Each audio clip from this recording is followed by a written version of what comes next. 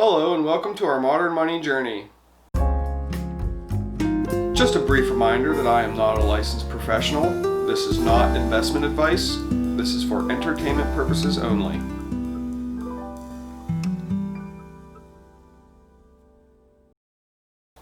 Hi everyone and welcome back for Adventure 2, where we're going to go over some introductory terminology and introduce you guys to the markets. So first off, what is a market? Well, a market is simply a collection of all the buyers and sellers of a particular asset. For example, all the buyers and sellers of gold in the world make up the gold market. If you add all the markets together, that is what the economy is. It's simply a collection of all the markets. For example, a collection of all the markets across the globe make up the global economy. All the markets within the United States make up the United States economy. There are two driving forces in the markets. One, psychology, which is simply all the thoughts and feelings of everybody participating in the markets. And two, the fundamentals. The fundamentals are metrics that are used to evaluate an asset. An example of a fundamental would be the amount of gold that is mined every year, or the amount of money that a company makes every year, or the amount of debt that a company has. Those are examples of fundamental metrics. Perhaps one of the most important fundamental metrics is market capitalization, or sometimes shortened to just market cap. Market cap is simply the total market value of that asset class. For example, if you take the price per unit of ounce of gold and multiply it by all the ounces of gold in the world, that is the market cap of gold. So now we're going to cover some of the markets that we will focus on in this channel.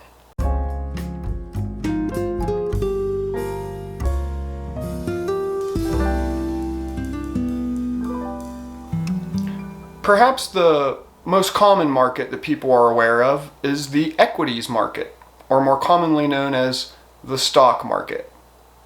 The word equity means to own something or be partial owner of something. When you buy a stock of a company, you become a partial owner of that company. A single unit of ownership is known as a share.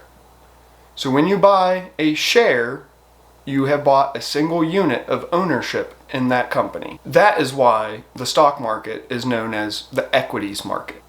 Another large traditional investing market is known as the debt market, or more commonly known as the bond market. When you are purchasing a bond, you are purchasing the debt of a company or government. Individual units in the bond market are often called bonds or bills. Collectively together, the equity market combined with the debt market is known as the securities markets. The securities markets are regulated by the Securities and Exchange Commission here in the United States, also known as the SEC. Another traditional market that investors participate in is known as the commodities market. A commodity is a commercial good.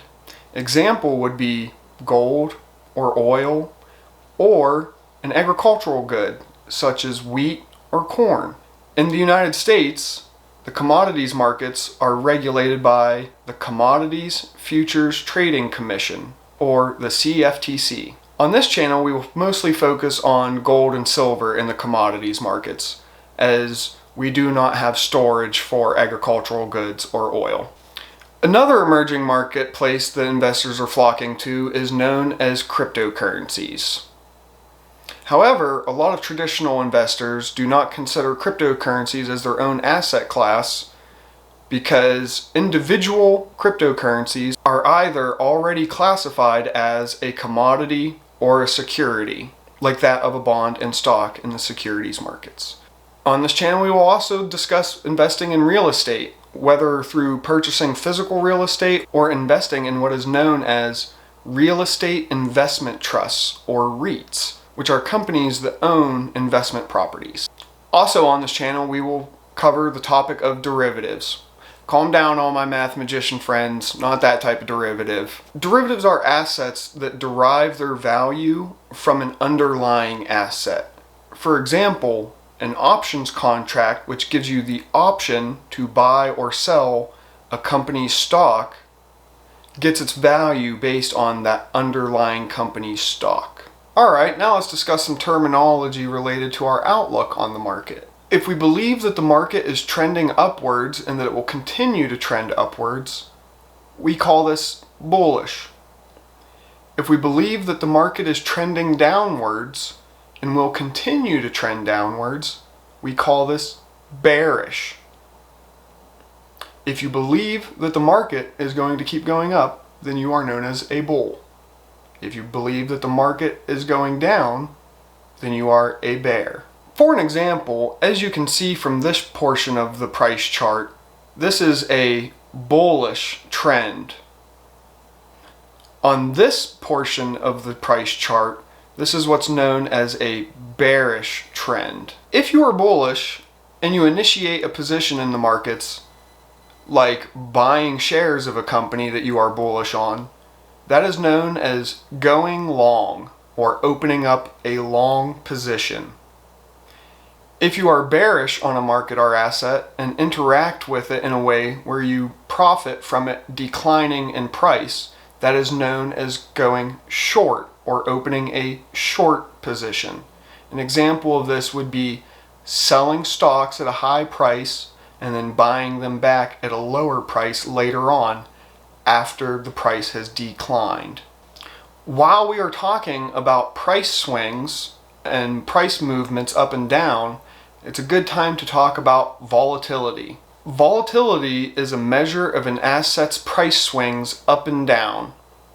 The more volatile an asset, the more risk that is inherent in investing in it, because its price swings up and down more wildly and more frequently. Assets with low volatility are typically considered less risky and more safe of an investment. On this channel, we will focus more on investing in long-term assets than trading short-term assets.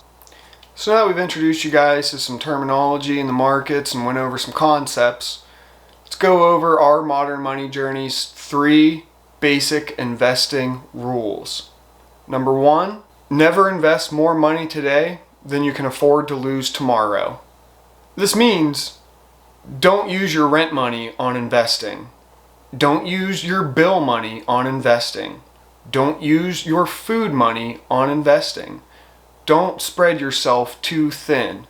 If you can't afford to put the money in and invest it and watch it go to zero tomorrow, don't put it in.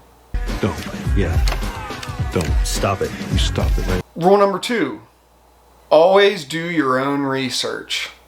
Don't just go on YouTube, listen to some guy ramble on for 5 minutes about some company that he thinks is great. Do your own research. Get on the internet, look up the company, look up the asset, and do some real research on it. We will teach you guys how to do this in later adventures. Rule number 3, learn to control your emotions. Your emotions serve you zero purpose in the market. They will only hurt you. Your political biases in the market will only hurt you. Your performance in the market is solely on you. 2 very common emotions that drive the markets are FOMO, fear of missing out, and FUD, fear, uncertainty, and doubt. Learn to control these. In some of our upcoming adventures, we will discuss how you can directly interact with each of these individual markets that we've discussed briefly on this video.